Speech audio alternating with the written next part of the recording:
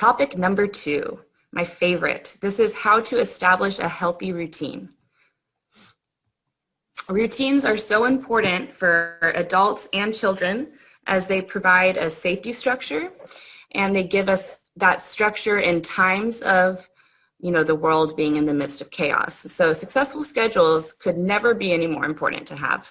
As I mentioned, it helps them feel safe and secure, and even more importantly, especially with adolescents and teenagers, it gives them the confidence and the self-direction. So we are, in essence, asking them to be self-driven learners, especially during that asynchronous time.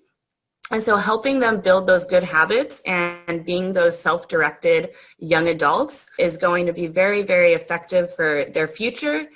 And I think that routines plays a role in it. The next 3 slides, I'll be talking about an AM cohort student. So I apologize if you have a PM cohort student, but I will get there. There's really a lot of similarities, to be honest with you. Just the Zoom times are different. So if you have an AM cohort student, you'll see in the blue, that's when they attend their Zoom class. Course 1 they'll go to on Monday, Wednesday, and Thursday. And course 2 they'll go to on Tuesday and Wednesday and Friday. And note that Wednesday they see both teachers.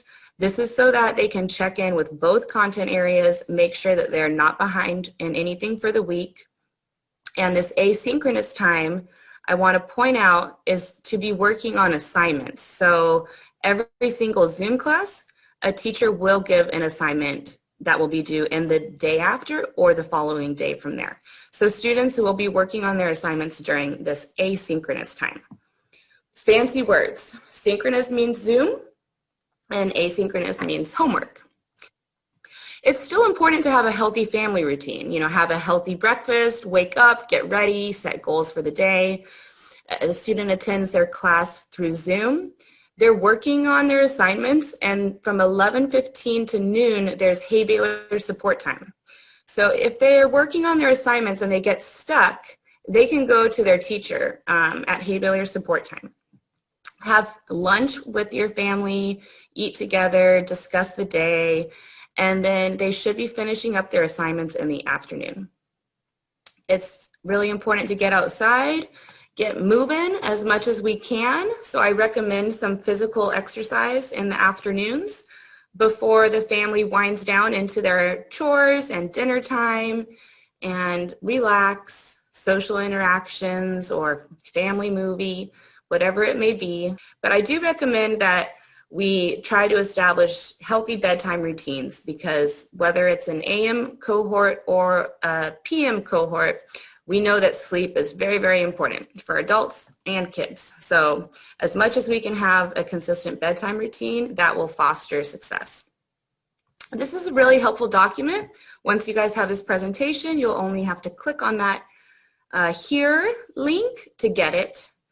And the reason it's helpful is because you can have the meeting ID and passcode for all of the Zooms in here.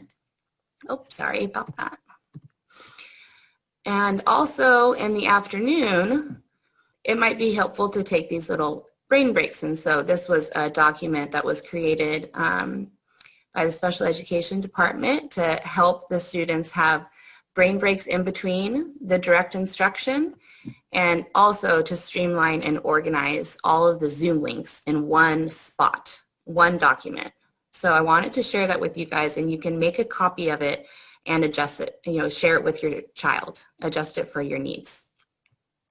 The next 3 slides, I will be covering the same thing with differences, okay? So if you have a PM cohort student, this is like how it breaks down on your end.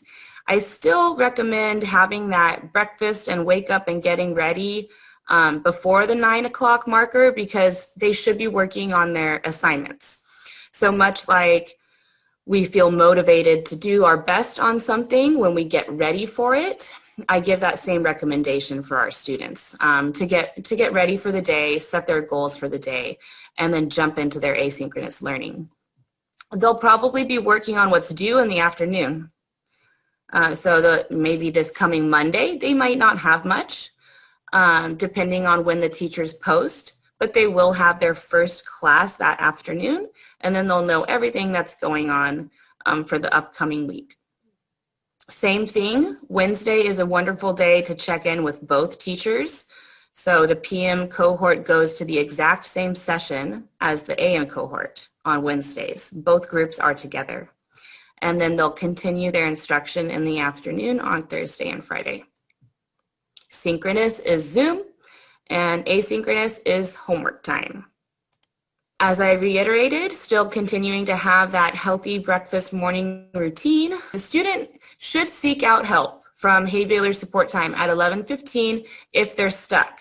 They shouldn't just wait until 1:45 to get some help from their teacher, because that's valuable time right there. So Hay Baylor Support Time is there for that purpose. So if your student is struggling in the morning with their assignments, please remind them to attend Hay Baylor Support. Have lunch, check in with one another, and then in the afternoon, they will be attending their class through Zoom. Same thing, get out and get moving, do the household chores and task and family dinner time, unwind from the day, and have a healthy bedtime routine. And this is a document of the PM cohort model with the exact same model of the brain breaks and the meeting IDs and passcodes for the Zooms. It's a pretty unique theme, okay? We're just gonna have breakfast and daily goal setting every day, productive learning time, we exercise, we get out moving and have family dinner routine, and then we have relaxation, bedtime, and this is the most important part, screens off. That's going to help our students sleep.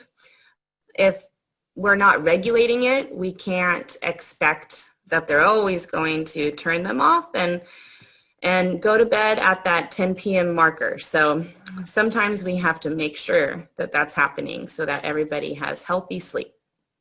As we're going to Zoom class, these are all the challenges that the students have already gone through, and we're getting even better with this next class that's starting next week.